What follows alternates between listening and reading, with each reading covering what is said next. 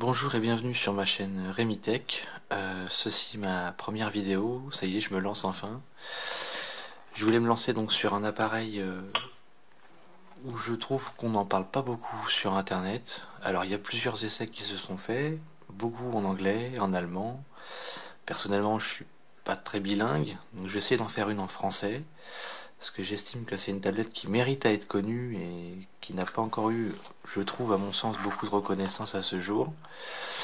On parle beaucoup de certaines de ses cousines, pardon, comme la Tab Pro, les notes, les séries notes, mais la Tab S, on n'en parle pas beaucoup. Donc voilà, donc je voulais faire un petit point là-dessus.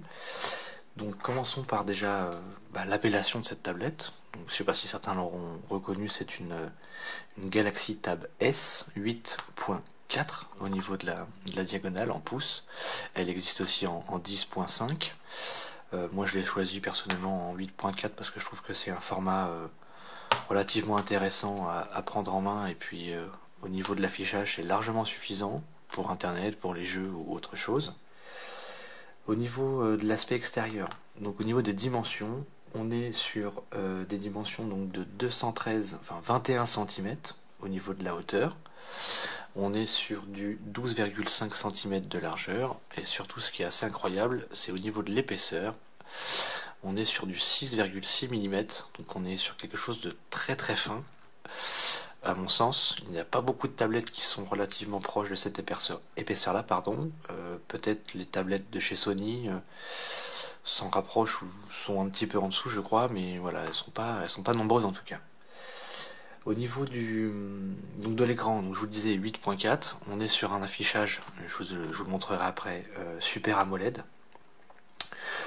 comme sur le S5, comme sur le S6, sauf que là on est sur du Quad HD, donc de la pas ultra haute définition, mais entre les deux, en intermédiaire, puisque vous avez en fait une résolution de 2560 pixels en hauteur par 1600 pixels en largeur. Donc on a concrètement voilà un très très bel affichage. Au niveau du processeur, c'est de l'Exynos 5 octa-core, donc c'est du processeur maison Samsung. On n'est pas sur du Snapdragon ou du Mediatek qui sont beaucoup plus courants, surtout Snapdragon d'ailleurs. Mediatek, je n'en fais pas la publicité, mais Snapdragon sont des très bons équipementiers, on va dire, en processeur. Au niveau de la partie extérieure toujours, donc vous avez en dessous un port USB 2.0 qui sert aussi de chargement. Il est, comment dirais-je, host, donc vous pouvez tout à fait brancher un adaptateur USB dessus, ça fonctionnera parfaitement. Une prise jack 3.5 conventionnelle. Ici, j'en profite, vous avez un premier haut-parleur. De l'autre côté, vous avez un deuxième haut-parleur. Donc ça vous permettra d'avoir un son stéréo, ce qui est pas mal. C'est pas non plus très courant sur les tablettes, encore moins sur les téléphones portables d'ailleurs. À l'arrière, vous avez donc le capteur photo qui fait 8,0 mégapixels avec un flash LED. Donc il est capable de filmer en haute définition, je le précise. Le logo Samsung. L'aspect un peu, beaucoup disent balle de golf un peu. Donc ça permet ceci dit une bonne prise en main. Franchement, ça tient bien, c'est pas trop glissant du tout. D'ailleurs, il est relativement, c'est une tablette qui est relativement proche du Samsung S5, anciennement, avant maintenant le S6 bien sûr, mais voilà, avec un écran plus grand.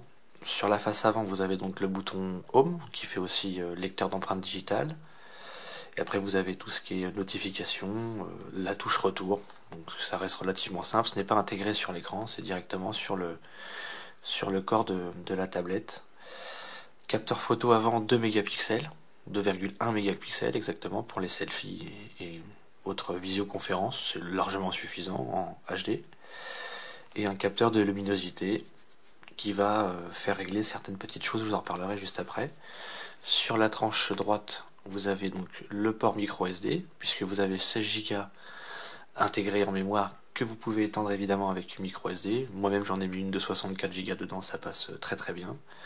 Un port infrarouge, voilà, donc vous allez pouvoir vous en servir dans certaines applications. Il y avait une compatibilité avec un un système pour télécommander votre télé, mais je crois que ça n'existe plus maintenant, donc ça me sert pas à grand chose, mais bon. Peut-être que certains en trouveront une utilisation, une utilité en tout cas. Bouton volume, plus et moins, et la touche on-off, éveil. Déverrouiller, verrouiller évidemment. Donc j'ai fait le tour. Tac, tac, voilà.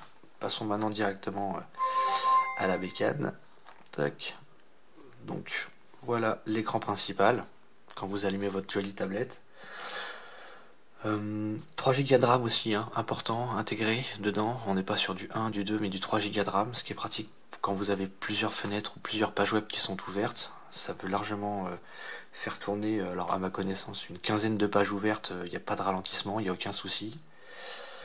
Vous avez une batterie de 4900 mAh, donc elle est un peu plus faible que la version 10.5 pouces, puisque celle-ci aussi existe en 10.5 pouces. Mais concrètement, vous pouvez tenir, allez, je l'utilise quand même pas mal pour internet et pour les jeux. En continu, ça peut tenir 2 jours, 3 jours tranquille. En veille, ça tient une semaine facile. Donc je la mets en veille, je la pose de côté, et puis au bout d'une semaine, tiens, je vais regarder mes petits mails, hop, ça se rallume sans problème. Voilà pour ce qui est de l'aspect technique, on va dire. Ensuite, bah, c'est du TouchWiz, hein. Ceux qui connaissent Samsung connaissent aussi la surcouche TouchWiz. On aime, on n'aime pas. Franchement, j'ai cru comprendre que sur le dernier S6, il l'avait un petit peu simplifié, ce qui est pas plus mal. Mais moi, j'en suis relativement satisfait, hein. Ça marche très bien, c'est très simple d'utilisation. Le panneau de notification qui est ici, toujours le même principe avec 2 doigts pour faire ouvrir la boîte mail. Bon, là, hop, c'est pas nécessairement très intéressant ceci. Vous avez donc des raccourcis qui sont directement intégrés ici. Je ne sais pas si vous les voyez. On va zoomer un petit peu. Tac. Donc Wi-Fi, position GPS, le son, rotation d'écran, Bluetooth, affichage. Mode ultra économie d'énergie, en fait, ça va passer en noir et blanc s'il y a vraiment, je crois, inférieur à 10% de batterie. Vous allez pouvoir concrètement faire un minimum de choses. Fenêtre multiple, ça je vais vous l'indiquer après, c'est très pratique. Boîte à outils, c'est pour avoir un petit curseur qui se déplace sur l'écran et à tout moment accéder à certains raccourcis. Screen mirroring, ça c'est pour balancer l'écran sur une télévision compatible. Synchronisation, ça c'est pour les mails évidemment. Là vous avez le raccourci paramètres, donc avec différents fichiers, connexion, appareil général et application. Donc c'est assez bien fait ceci dit. Beaucoup disent que c'est complexe, mais franchement, on s'y fait assez rapidement. Au niveau de l'appareil, d'ailleurs, c'est plutôt dans le général, pardon. Je vais vous montrer qu'on est donc évidemment sur du 4.4.2. Pour l'instant, je ne suis pas encore passé à Lollipop. J'attends la mise à jour avec impatience. Donc voilà, après vous avez différents raccourcis. Vous voyez, donc général, sur le côté gauche, vous avez accès à pas mal de petites choses. Je ne sais pas si vous le voyez, mais je pense que oui. Après au niveau de l'appareil, tac, affichage, fond d'écran, écran de verrouillage, fenêtre multiple, volet de raccourci, contrôle des mouvements, il n'y a pas grand chose à contrôler, hein, très sincèrement, le menu est relativement simple. Mode blocage, ça c'est si vous voulez interdire l'accès à certaines spécificités. Lecteur d'empreintes, donc oui, comme je vous le disais, vous avez ici un lecteur d'empreintes. Très franchement, je l'ai déconnecté parce que ça marche bien, mais comme je m'en sers très souvent, ça m'enquiquinait un petit peu systématiquement de voir effleurer le lecteur d'empreintes pour pouvoir déverrouiller tout le temps. Donc là, je suis sur un mode de verrouillage très très simple, juste faire glisser le doigt sur l'écran. C'est très bien comme ça. Maintenant, des fois, je mets le lecteur d'empreintes quand j'ai mes enfants qui s'en servent relativement souvent. Donc au moins comme ça j'en suis sûr qu'ils ne me le prennent pas. Sinon ça marche bien, mais bon faut bien glisser le doigt dans une position bien verticale. Si vous êtes de biais, ça marchera pas. On n'est pas sur le nouvel comme sur le nouvel capteur d'empreinte du S6 ou sur ce que fait un iPhone où vous avez simplement besoin de laisser appuyer le doigt. À titre d'information, ceux qui décident de mettre le capteur d'empreinte, c'est bien. Après le bain, c'est impossible. Concrètement, vous allez sortir du bain, vous allez avoir le doigt un peu mouillé, un peu fripé. Concrètement, accrochez-vous, ça marchera pas, hein. Donc, d'où l'intérêt de le laisser en mode déverrouillage simple. Voilà. Après, vous avez tout un tas d'applications qui sont très connues chez Samsung. J'en ai supprimé pas mal aussi, hein, parce qu'il y a beaucoup de doublons avec ce que fait Google aussi. Je vous le cache pas. Bon, tout ce qui est raccourci Google, Play Film, Play Livre, Play Kiosque, Play Jeux, Chrome, Photo Google, Maps évidemment, qui marche très très bien d'ailleurs. Le Play Store, YouTube, Dropbox, ça c'est pour les enregistrements sur le cloud. Evernote, c'est un accès internet autre que Chrome. Flipboard, c'est les informations en fait, si vous voulez avoir, voilà, mettre en raccourci des pages d'information tout en sachant que d'office dedans vous avez cette page là qui existe. Un peu comme sur d'ailleurs chez HTC. Chez HTC, la Blink Feed, vous avez donc des paramétrages possibles en fonction de vos centres d'intérêt. Donc moi j'ai mis sciences et technologies, style, vous pouvez mettre musique, voilà, vous allez dans les réglages. Vous choisissez ce qui peut vous intéresser le plus et puis après vous les intégrez directement. Et j'ai ma boîte mail aussi qui est directement ici. Voilà, ça permet un accès rapide. Bon. Après, sinon, comme application Samsung, vous avez Remote PC. Je sais pas si vous voyez bien. Je vais zoomer un peu, excusez-moi. Remote PC, ça c'est pour accéder à distance à votre PC maison. Donc les fichiers, les photos, c'est relativement pratique, ça marche bien. Faut pas être trop pressé, mais ça marche bien. SideSync, ça c'est pour pouvoir synchroniser en fait un téléphone portable qui va s'afficher directement en fait sur votre tablette. Alors c'est compatible pas avec tous les téléphones, à partir du S5, j'ai cru comprendre que le S6 allait pouvoir être aussi compatible. C'est pratique, comme ça vous gardez votre téléphone dans la poche. Si vous travaillez beaucoup avec votre tablette, vous avez vos appels, vos messages, vos mails qui s'afficheront directement sur la tablette. Bon, pourquoi pas. J'ai fait le test avec le Note 3 de ma sœur, ça fonctionne. Ça fonctionne. À titre d'information. Donc c'est pas que le S5, autant pour moi. La recherche vocale, bon, bien connue. Hein. S-Voice, on va dire le Siri à la mode Samsung. Ça marche bien. Quel temps fera-t-il demain ? Je ne suis pas sûr de pouvoir répondre. Quel temps fera-t-il demain ?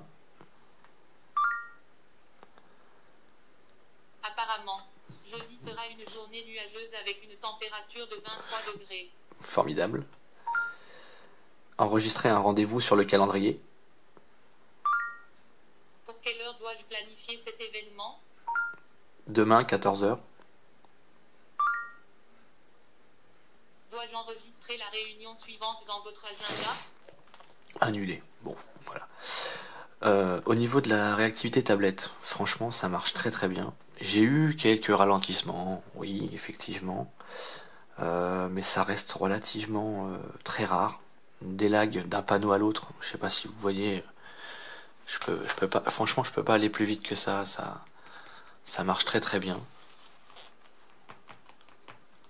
Y a rien à dire là-dessus. C'est relativement fluide. Après, bon, moi j'ai installé une petite application perso qui marche pas mal. Quand je vois que voilà, il y a un peu plus de difficultés, je fais un petit check et puis ça va m'effacer la mémoire, un peu de mémoire qui ne me sert strictement à rien. Vous voyez, 474 mégas à l'effacer. Hop, ça retrouve une nouvelle jeunesse. Ensuite, oui, important, le multitâche. Donc c'est la petite colonne que vous avez en faisant glisser le doigt comme ça sur à partir du côté du bord droit. Donc ça vous permet en fait d'ouvrir deux choses en même temps. C'est pratique. Vous pouvez les paramétrer vous-même. Il n'y a pas une pléiade de paramétrage possible. On peut pas tout enregistrer non plus. Regardez, petit exemple, j'avais mis moi Chrome et YouTube en même temps. Donc là, hop, ça affiche YouTube directement. Et Chrome, ça va s'ouvrir tout de suite. Voilà, j'avais mis le site de The Verge. Donc je sais pas si vous voyez. Donc YouTube en dessous.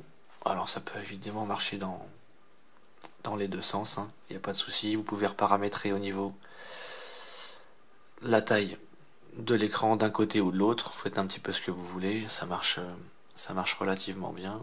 Tac, on peut diminuer. Voilà. Et après, si ça vous intéresse pas, vous fermez. On revient sur YouTube directement et c'est impeccable. Au niveau de... Alors, le gestionnaire, tac, on peut fermer toutes les applications d'un coup, ça c'est pas mal. Enfin, c'est pratique en tout cas. Hop. là aussi on va fermer. Donc tout à l'heure je vous parlais effectivement du capteur luminosité, donc c'est ce qu'elle appelle l'adaptative ou l'adaptive display, adapt display. Ça va régler en fait l'intensité de l'éclairage, le contraste de l'écran en fonction de ce que vous regardez, un film, des photos, des pages web. Donc c'est ce qui est écrit directement ici. Vous voyez, donc là je l'ai mis en mode automatique. Après vous pouvez choisir en mode AMOLED, photo, basique, enfin vous faites ce que vous voulez. Donc là je décoche. Je sais pas si vous voyez, l'éclairage se modifie un petit peu. Bon, écoutez, moi je l'ai laissé en adaptatif, j'en suis relativement satisfait. Point très important sur cette jolie tablette, qui est donc très réactive, même si je peux pas vraiment vous le démontrer là. Alors les jeux ça passe très très bien. Je vais pas vous le lancer. Là j'ai GTA pour mon fils qui joue beaucoup avec. Il y a un mode enfant aussi spécifique qui est intégré directement dans la tablette, qui est assez bien fait, avec des jeux éducatifs, des dessins, c'est pas mal pour les enfants on va dire en bas âge. Ça évite qu'ils aillent fouiller un peu partout, et puis une fois qu'ils sont dans le mode enfant, en fait ils ne peuvent pas en sortir d'eux-mêmes, il faut une codification. Donc c'est aussi relativement bien, on est sûr qu'ils n'aillent pas fouiller dans n'importe quoi. Donc GTA, je vous dis, ça marcherait très bien. J'avais un jeu de voiture aussi très connu que j'avais essayé, ça tourne très très bien. Franchement, il y a aucun souci. C'est une tablette qui est très réactive. Ce qui m'a beaucoup bluffé en fait sur cette tablette, c'est pour ça que je l'ai acheté surtout. Contrairement un petit peu à la concurrence, on y vient un peu plus. C'est donc la résolution de l'écran, donc le Quad HD, donc avec une haute densité de pixels. Je vais essayer de vous donner une démonstration, même si ça rendra peut-être pas grand chose sur le caméscope. Où est-ce que je vais aller trouver ça? On va aller sur la fin. Ici. Voilà, donc ça c'est une petite vidéo qui est intégrée directement dans la tablette en fait. Je sais pas si vous allez voir grand chose. Donc c'est une vidéo qui est en 1440 pixels. Vous avez le 1080 sur YouTube, on a du 1440, là on est en 1440. Franchement, le contraste est magnifique, on a un sentiment de relief en fait, tellement c'est bien défini, c'est précis, les couleurs sont vives, mais pas trop sincèrement.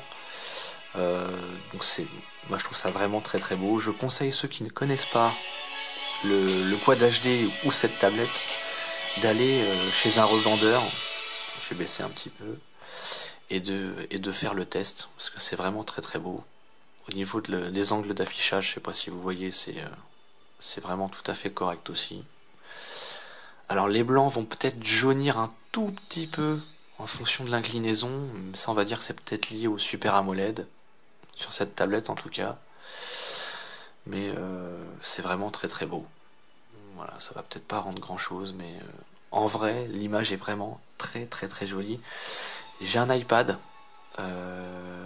Retina, un iPad 4. Franchement, cet effet de relief, de densité, de tout ce que vous voulez, ça n'y est pas. C'est très beau aussi, mais on n'est pas sur une qualité d'image comme celle-ci. Très sincèrement. Alors même un iPad mini Retina, c'est encore moins bien d'ailleurs, hein, franchement. Là, on est vraiment sur quelque chose de très très beau. Il y a pas photo, je vous conseille vraiment d'aller voir. Moi, c'est ce qui m'a motivé à aller franchement à 50% d'acheter cette tablette, quoi. Il n'y avait pas... Vous allez peut-être me dire, mais je suis fou, juste pour un écran. Mais franchement, c'est tellement joli. Faites le test, allez-y, voyez, et vous m'en direz des nouvelles. En tout cas, j'en suis vraiment satisfait. Donc concrètement, dans la finalité, point fort, le poids. Je vous ai pas dit, mais je vais vous le dire, 294 grammes, c'est très léger, très très léger. Ça m'arrive même parfois, je vous le dis honnêtement, de la glisser dans ma poche de veste intérieure quand je travaille, parce que je m'en sers pour le boulot. Parce qu'il y a aussi pas mal de systèmes intégrés qui permettent de travailler. Donc Encom par exemple, Office Viewer, ici, on va dire que c'est un Word et un Excel à la sauce Samsung. Ça marche très très bien. On peut pas non plus faire autant de choses que sur un ordinateur, mais ça dépanne beaucoup. Ce qui est pratique aussi et qu'il n'y a pas sur nos collègues d'iOS, désolé pour ceux enfin c'est même pas une critique, mais désolé pour eux, c'est gestionnaire de fichiers. Ça c'est pareil, c'est aussi super pratique. Vous créez vos fichiers en fonction de vos documents, des vidéos, vous pouvez créer un fichier travail, un fichier maison, enfin tout ce que vous voulez, c'est relativement bien fait. Tac. Donc les points forts, pardon. Donc la taille, l'épaisseur. Donc je le redis, 6,6 mm, c'est très très fin. Je trouve ça super. Le poids, franchement la fluidité. Donc on est sur du, tout à l'heure je vous le disais, Exynos 5 octas. Donc quad-cœur d'1,9 GHz et un quad-cœur d'1,3 GHz. En fonction de ce que vous lui demandez, ça va démarrer le 1,9 ou le 1,3. Ou peut-être même les deux à la fois, je sais pas. Donc sur des tâches simples, ça marche très bien. Sur des tâches un peu plus compliquées, comme les jeux par exemple, ça va passer ou booster un peu plus le processeur. On va être sur du 1,9 GHz, ce qui suffit largement.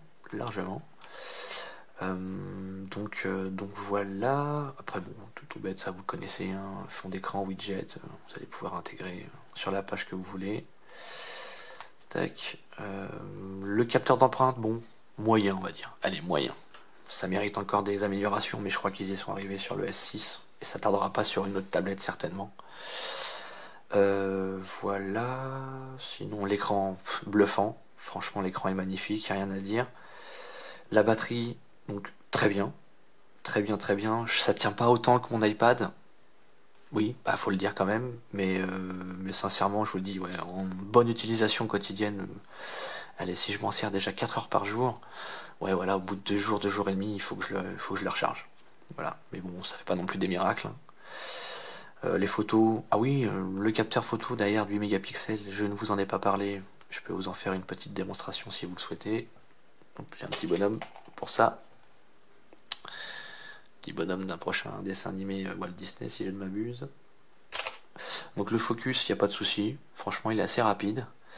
Donc là il n'y a pas beaucoup d'éclairage, ça va pas donner grand chose. Si je zoome beaucoup, ça va faire un, vous voyez, c'est bruité. Et encore c'est plus accentué sur la caméra. Mais sinon c'est relativement correct, les couleurs sont fidèles. Est-ce que je peux essayer avec le flash par exemple? Allez, on va essayer avec le flash pour vous donner un ordre d'idée. Les vidéos sont très correctes aussi, hein. Il n'y a aucun souci à se faire non plus. C'est très très bien. Bon, il se met pas en route. On va le forcer un peu peut-être.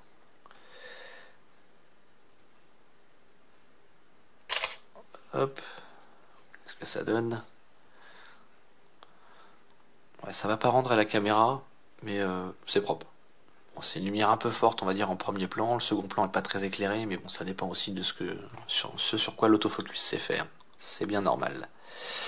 Et en vidéo, il n'y a pas de souci non plus, franchement, c'est tout à fait correct. Il y a plein de modes possibles aussi, hein, dans l'appareil photo.